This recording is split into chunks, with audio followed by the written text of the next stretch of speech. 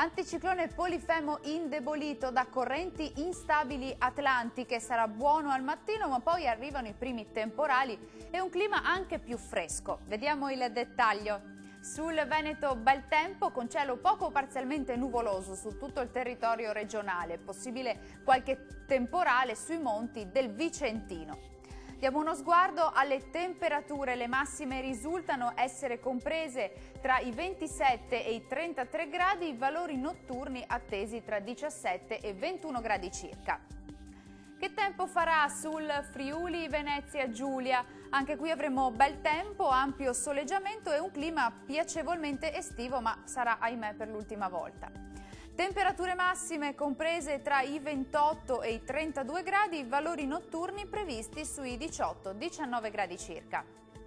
E concludiamo con uno sguardo alla situazione del Trentino Alto Adige. Il tempo peggiora sull'Alto Adige con temporali sparsi, soprattutto sui confini alpini, locali rovesci anche sul Trentino. Vediamo anche in questo caso le temperature, le massime risultano essere comprese tra i 32 e i 34 gradi, minime sui 18-19 gradi circa. Il mare sarà poco mosso sulle coste e mosso al largo, i venti moderati da sud-est. Dal meteo di Antenna 3 è tutto, arrivederci!